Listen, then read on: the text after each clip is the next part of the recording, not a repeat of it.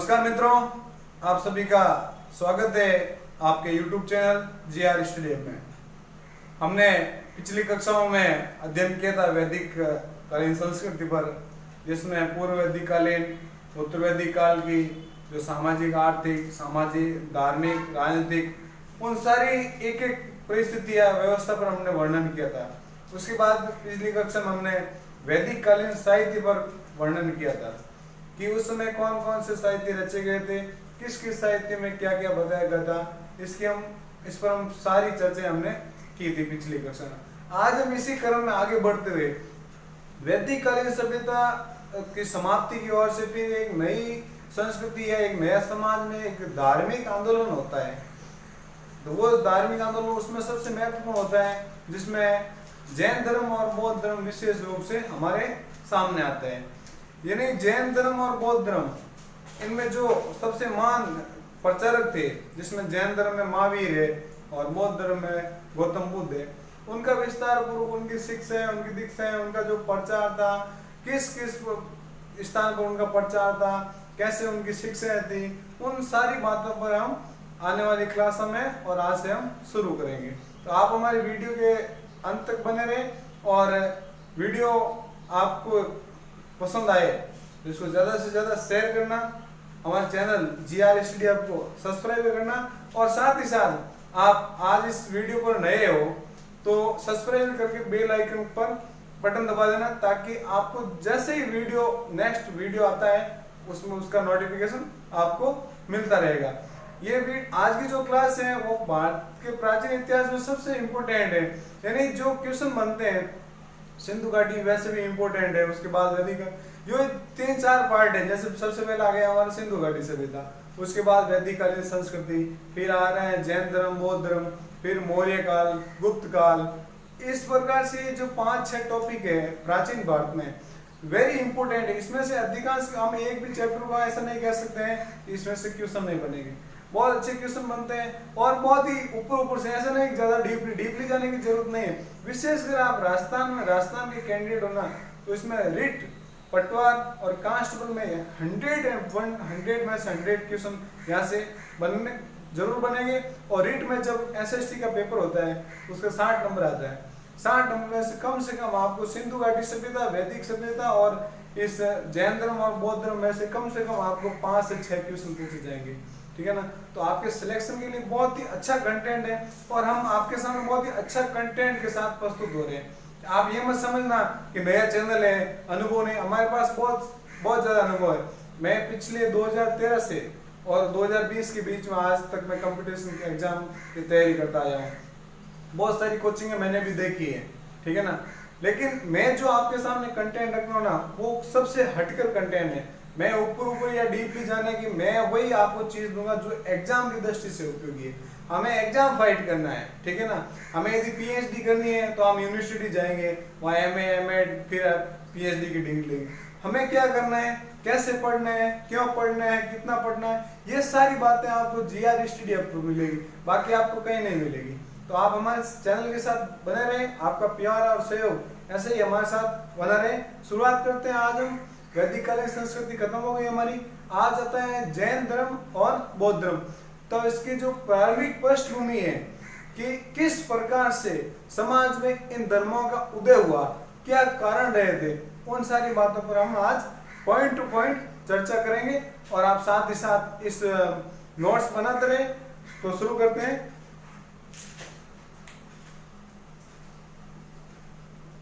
जैन धर्म व बौद्ध धर्म बहुत ही वेरी इंपॉर्टेंट चैप्टर है हमारा, ठीक है ना। बहुत ही सरल तरीके से, बहुत ही शानदार तरीके से इसको मैं प्रस्तुत करूंगा कि आपको एक बार ये वीडियो देखने के बाद दूसरी बार देखने की जरूरत नहीं पड़ेगी। यानी एक कहानी के माध्यम से इस चैप्टर को आपके सामने एक्सप्लेन करूंगा, ठीक है ना। तो सबसे पहले बताएं कि सबसे अब हमारी जो वैदिक संस्कृति थी वो ईसा पूर्व 6वीं शताब्दी के आसपास समाप्त हो जाती है। तो जैन धर्म और बौद्ध धर्म का उद्भव वहीं से शुरू होता है। तो सबसे पहला आता है ईसा पूर्व 6वीं सदी के आसपास मध्य गंगा के मैदानों में धार्मिक विचारकों का उद्भव हुआ है।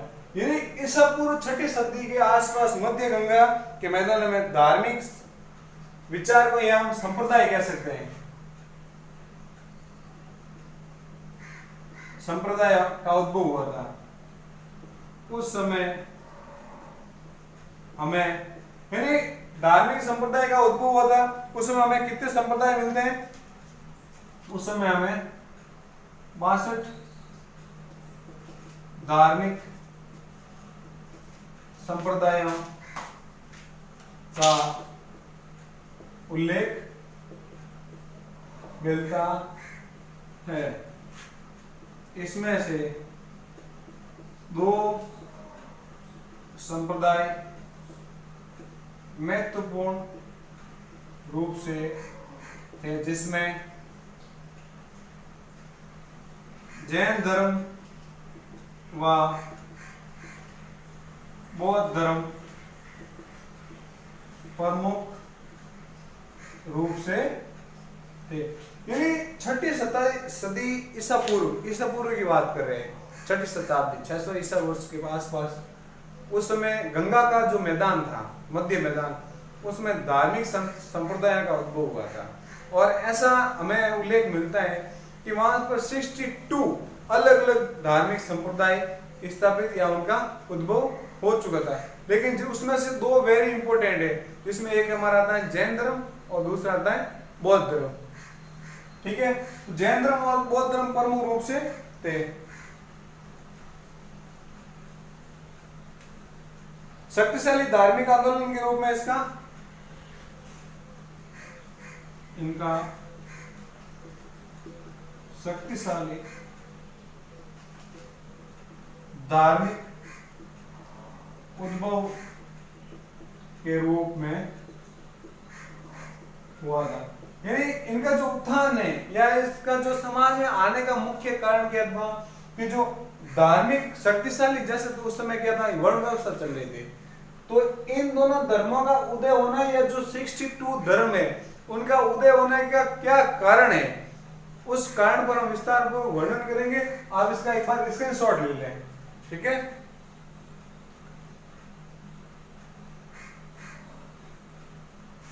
तो ईसा पूर्व 6ठी शताब्दी के आसपास गंगा मैदान में धार्मिक संप्रदाय का उद्भव हुआ था। उसमें 62 धार्मिक संप्रदाय थे। इसमें से 2 संप्रदाय कौन कौन से थे? जो जैन धर्म और बौद्ध धर्म, और इनका जो शक्तिशाली धार्मिक उद्भव के रूप में हुआ था। धार्मिक प्रवृत्तियां समाज में लिप्त हो गई थी इस प्रकार से, जैसे जिसकी वजह से वो कहता है ना महाभारत में, यदा यदा ही धर्म से बहुत बार, यानी जब जब धर्म की हानि होती है तब तक भगवान अवतार लेते। वैसे ही कुछ ऐसा ही इस प्रकार का हुआ है कि वहां पर जो वर्ण व्यवस्था चल रही थी, वर्ण व्यवस्था में कुछ विशेष, जैसे 2 वर्ण व्यवस्था 4 भागों में थे, जिसमें ब्राह्मण, क्षत्रिय, वैश्य और शूद्र आते हैं। जिसमें से ब्राह्मण और क्षत्रिय 2 वो विशेष वर्ग थे। ठीक है, और इन दोनों में भी ब्राह्मण का प्रभुत्व ज्यादा था। यानी उनका जो समाज में सबसे अधिक शक्तिशाली और प्रभुत्व था वो था ब्राह्मणों का था। तो धीरे धीरे क्षत्रियों को ऐसा लगने लगा कि हमारी शक्ति कम होती जा रही है और ब्राह्मण शक्तिशाली होते जा रहे हैं। तो इस आधार पर जो जैन धर्म और बौद्ध धर्म के 2 अनुयायी हैं, यानी महावीर और गौतम बुद्ध, दोनों ही क्षत्रिय थे, क्षत्रिय परिवार से थे। तो उनको लगा कि नहीं, ब्राह्मणों की शक्ति और दूसरे अन्य वर्णों के साथ गलत हो रहा है, तो उन्होंने धार्मिक आंदोलन शुरू किया था। तो इस धार्मिक संप्रदाय के उद्भव के कारण क्या रहे हैं वो लिखते हैं।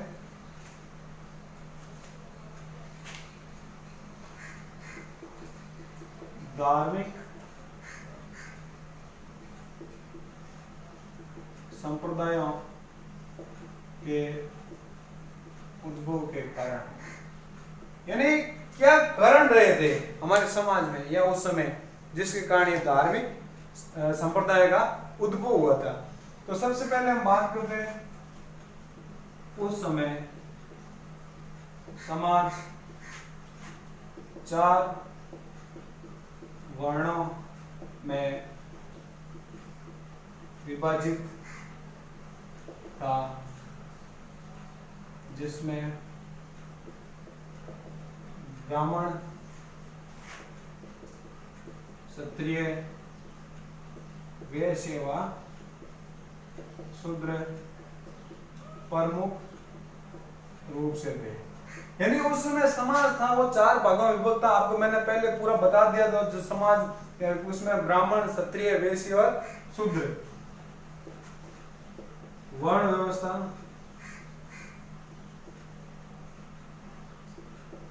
जन्म के आधार पर थी। यानी हम वैदिक कालीन संस्कृति की बात करें तो वैदिक कालीन संस्कृति जो पूर्व वैदिक काल है या ऋग्वैदिक काल है, उसमें वर्ण व्यवस्था थी वो कर्म आधार पर थी। यानी व्यक्ति जैसा कर्म करेगा वैसा ही वो उस प्रकार का वो वर्ण में स्थापित होगा। लेकिन धीरे धीरे उत्तर वैदिक काल में आते आते जो वर्ण व्यवस्था थी वो जन्म के आधार पर होगी। जिस कुल में आप जिस वर्ण में जन्म लोगे वही आपका वर्ण हो जाएगा। ठीक है ना। तो इसमें आगे बढ़ते हैं। आधार पर थी तथा वर्णों में दो विशेष वर्ग, दो विशेष वर्ग कौन कौन से? ब्राह्मण व क्षत्रिय, इनको विशेषाधिकार था। यानी वर्ण व्यवस्था जन्म के आधार पर थी और वर्णों में दो विशेष वर्ण कौन कौन से? ब्राह्मण और क्षत्रिय, इनको विशेष अधिकार था। यानी विशेष अधिकार कैसे? इन चारों वर्णों में से दो प्रमुख थे, सबसे ज्यादा इनकी इंपॉर्टेंस थी समाज में, तो वो थी ब्राह्मण और क्षत्रिय की। तो सबसे पहले हम बात करते हैं ब्राह्मणों का क्या था। प्रथम आते हैं ब्राह्मण। इनका काम क्या था? पुरोहित तथा शिक्षा दीक्षा का कार्य। यानी ब्राह्मणों का कार्य उस टाइम क्या था? पुरोहितों तथा पुरोहित, जैसे मान लो यज्ञ अनुष्ठान करने तो इनकी महत्वपूर्ण भूमिका होती थी। शिक्षा दीक्षा का कार्य ये करते थे। तो पुरोहित और शिक्षा का जो कार्य करते थे वो यही करते थे। शिक्षा कार्य का कर्तव्य सौंपा गया, कर्तव्य सौंपा गया अतः इनको दान लेने, कर ना देना,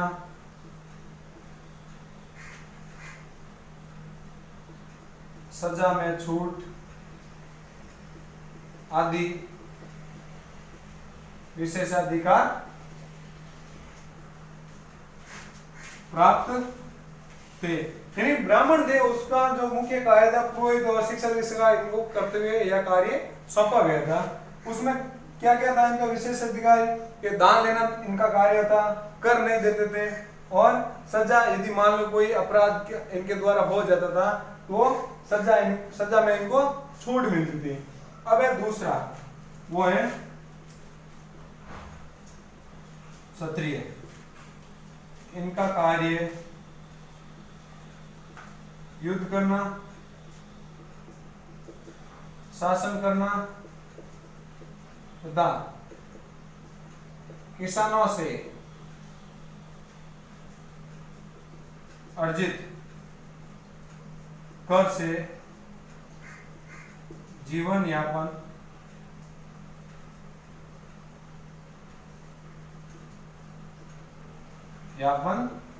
करना। दूसरा मुख्य रूप से वर्ण था वो था क्षत्रिय। क्षत्रिय का कार्य क्या था? युद्ध करना था, शासन करना था, और किसानों से जो कर मिलता था उनसे अपना जीवन यापन करना मुख्य कार्य था। स्क्रीनशॉट ले लो, फिर हम आगे बढ़ते हैं।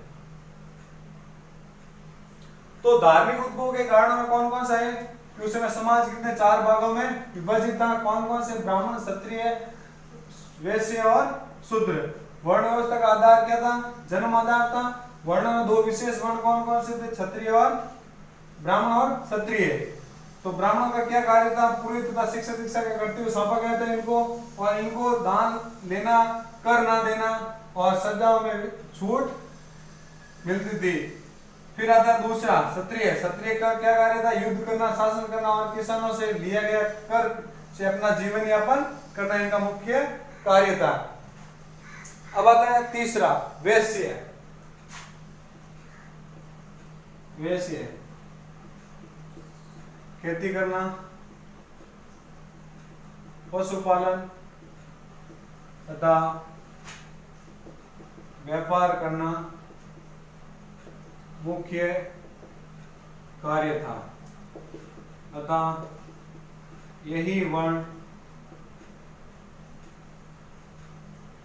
मुख्य करदाता यानी वैश्य थे। मैंने वर्ण व्यवस्था में तीसरा स्थान आता है वैश्य का। उनका काम क्या था? खेती करना, पशुपालन करना, व्यापार करना इनका मुख्य कार्य था। तो ये जो वर्ण था मुख्य रूप से कर कौन देता था? कर वैश्य देते थे ओनली फॉर। और कर पर जीवन यापन कौन करते थे? ब्राह्मण और क्षत्रिय। आपको पूछ लिया जाएगा कि कर कौन देते थे, आपको ऑप्शन में दे दिया जाएगा। तो कर ओनली फॉर ऑन वैश्य देते थे, ठीक है। इनका कार्य था खेती करना, पशुपालन, व्यापार तथा साथ ही साथ कर का मुख्य जो अदा करते थे कर वो थे वैश्य। फिर इसमें आता है देते थे फिर भी इनको द्विज में शामिल किया गया। द्विज द्विज शब्द मैंने आपको पहले बताया था, द्विज शब्द किसके लिए प्रयोग किया है? द्विज समाज में तीन वर्ण में, द्विज में तीन आते थे। कौन कौन से? ब्राह्मण, क्षत्रिय और वैश्य। द्विज कौन कहलाते थे? जिनका उपनयन संस्कार होता था, जो जनेऊ धारण करते थे, शामिल किया जाता था, जिसमें जनेऊ धारण करने का अधिकार था, उपनयन संस्कार किया जाता था। यानी द्विज द्विज में तीन वर्ण आते हैं, ब्राह्मण, क्षत्रिय और वैश्य। द्विज जिसमें वो लोग जनेऊ धारण करते थे तथा उनका उपनयन संस्कार किया जाता था। उपनयन संस्कार के लिए मैंने आपको आयु पहले बता दी है कि ब्राह्मण के लिए 8 वर्ष, क्षत्रिय के लिए 11 वर्ष और वैश्य के लिए 12 वर्ष के बालकों का उपनयन संस्कार किया जाता है। फिर आता है हमारे सामने शूद्र। इनका कार्य ऊपर के तीनों वर्गों की सेवा करना। यानी शूद्रों का कार्य क्या था? जो तीन वर्ण थे ऊपर के, ब्राह्मण, क्षत्रिय, वैश्य, उनकी सेवा करना था तथा स्त्रियों के साथ साथ इनको भी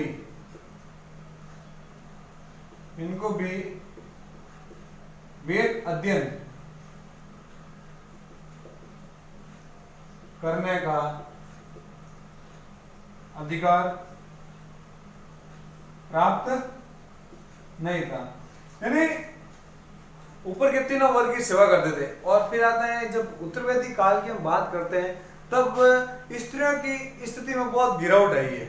जब स्त्री का जन्म होता था तो लोग कहते थे कि ये मतलब बाटो जलम को खाडो आई को, अपना मारवाड़ी शब्द है, ठीक है। तो स्त्री शिक्षा में गिरावट आई। जो अपनी पूर्व वैदिक कालीन संस्कृति जिन्हें ऋग्वेदिक है, में स्त्रियों की स्थिति बहुत ही शानदार थी। सभा समिति में भाग ले होती, शिक्षा हो, अधिकार हो। हाँ, पूर्व उत्तर वैदिक काल में भी शिक्षा का अधिकार था उनको, लेकिन नाम मात्र का, ठीक है ना। तो शूद्रों का तीनों वर्ग में सेवा करने का इनका मुख्य कार्य था तथा स्त्रियों के साथ साथ इनको भी वेद अध्ययन करने का अधिकार प्राप्त नहीं था। इस आधार पर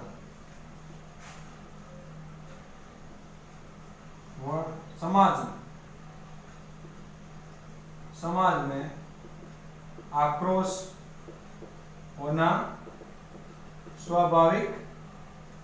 हाँ देखो, हम एक परिवार में मान लीजिए हमारा संयुक्त परिवार है, ठीक है ना, और हमारे पिताजी या दादाजी कोई वस्तु लेके आते हैं और उनका बराबर बराबर बंटवारा होता है, ठीक है ना। लेकिन कभी कभी ऐसा होता है किसी को ज्यादा मिल जाता है और किसी को कम मिलता है, तो विरोध शुरू हो जाता है, जिन्हें आप लड़ाई हो जाए। तो आप बिल्कुल स्वाभाविक है, यदि एक ही स्थान पर रहने वाले लोगों में इस प्रकार का भेदभाव होगा तो उनमें आक्रोश होना बिल्कुल स्वाभाविक है, ठीक है ना। स्क्रीनशॉट लो, फिर हम आगे बढ़ते हैं।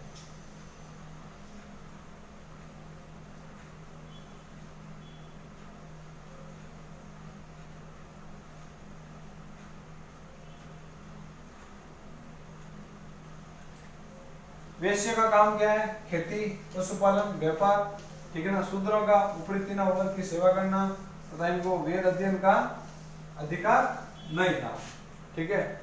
अब आता है हमारे सामने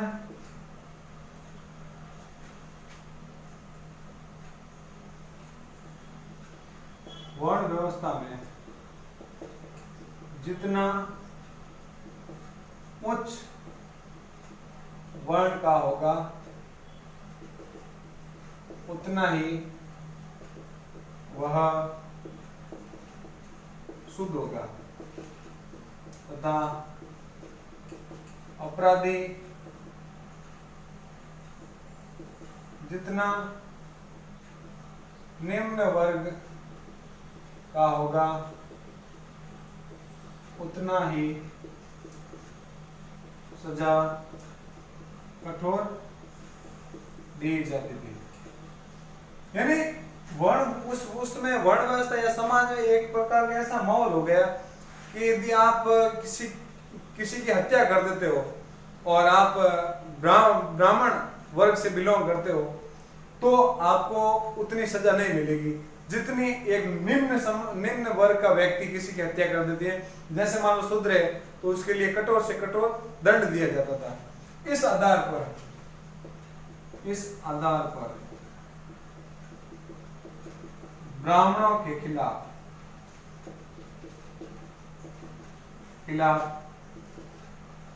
क्षत्रियों ने आवाज उठानी शुरू कर दी तथा एक नए परिवर्तन में क्षत्रियों का योगदान है, क्योंकि जैन व बौद्ध धर्म के अनुयायी भी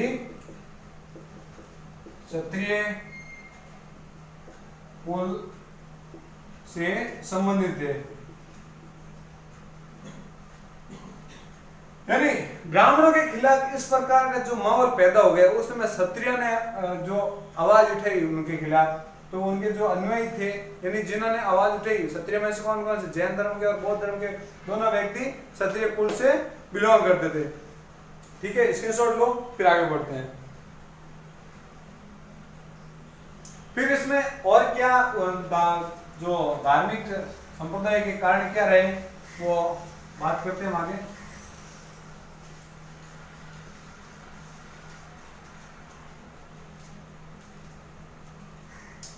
पूर्वोत्तर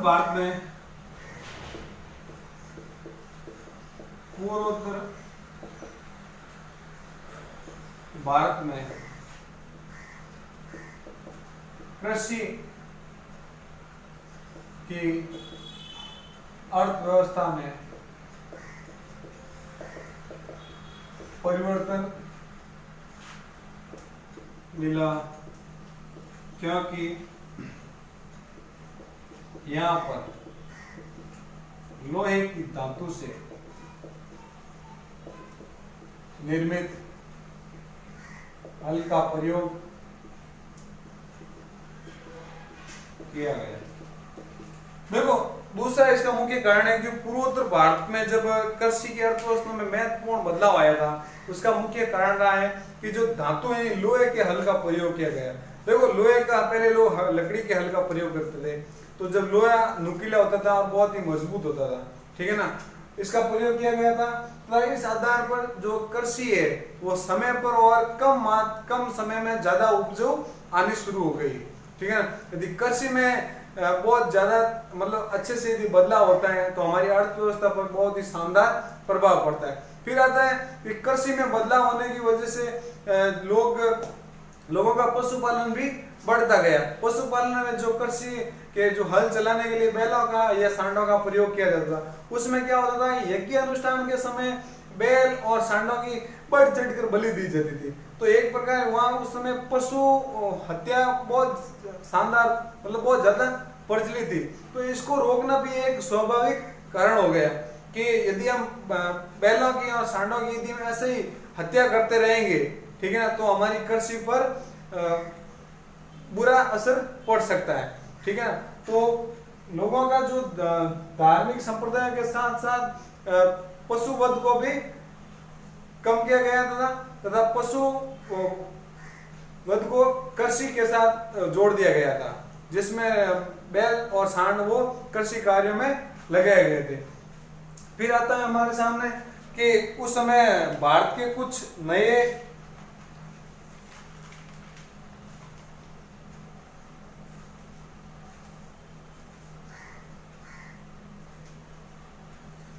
फिर आता है जब लोहे का आविष्कार हुआ था। लोहे का आविष्कार हम कब प्रयोग करते हैं, 6वीं शताब्दी ईसा पूर्व, लोहे का विकास, ठीक है ना। तो लोहे का विकास हो गया, ठीक है ना। जब मध्य गंगा के आसपास के जो मैदानी क्षेत्र थे वहां पर इन लोगों के निवास से पहले घने जंगल हुआ करते थे। तो उन जंगलों को काटकर अपना निवास स्थान बनाने के लिए मजबूत धातु के हथियार और औजार चाहिए होते थे। पहले होते थे तांबा और कांसे के, जो इतने मजबूत नहीं थे। जैसे ही लोहे का विकास हुआ तब उन्होंने कुल्हाड़ियां और ऐसे औजार मिल गए जिनकी वजह से वो जंगल काट कर वहां पर निवास करना शुरू हो गए थे। उसमें बहुत सारी जातियां मध्य गंगा के आसपास आकर बस गए थे। हमें प्रमुख रूप से वहां से औजार नहीं मिलते हैं क्योंकि वहां की जो मिट्टी में नमी थी, इसकी वजह से लोहे का गलन हो गया था। लेकिन फिर भी हमें वहां से कुल्हाड़ी और ऐसे औजार मिलते हैं जिसके बारे में हम कह सकते हैं कि यहाँ के लोग इस जगह पर लोहे की जो धातु है उसे अच्छी तरह से प्रचलित थे। फिर हम बात करते हैं आगे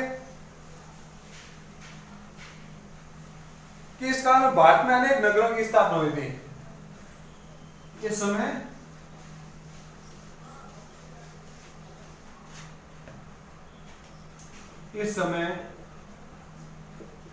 भारत में अनेक नगरों की स्थापना होती है। यानी जब उत्तर वैदिक काल के उत्तरोत्तर में अनेक भारत में नए नगरों की स्थापना होती है। उसमें से कौन कौन से, कौशाम्बी, कुशीनगर, वाराणसी, कौशाम्बी,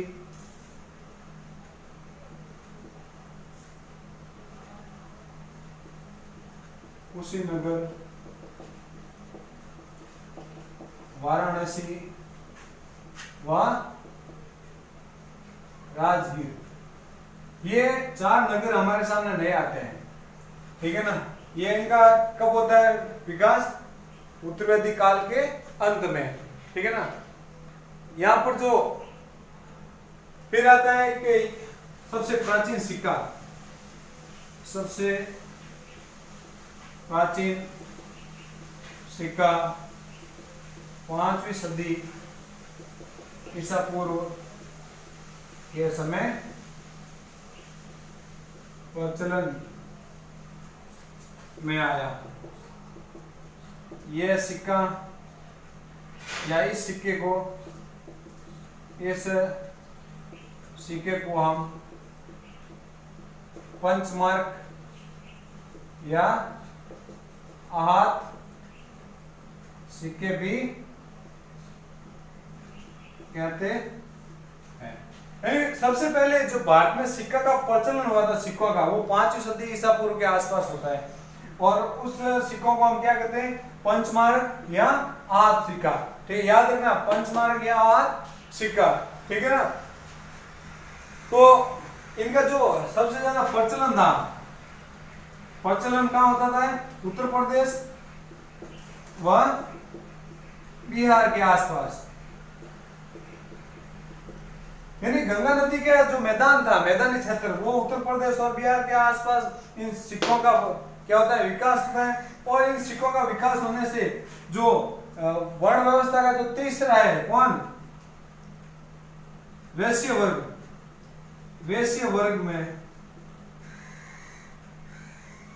व्यापार में उन्नति आई तथा समाज में इनका वर्चस्व स्थापित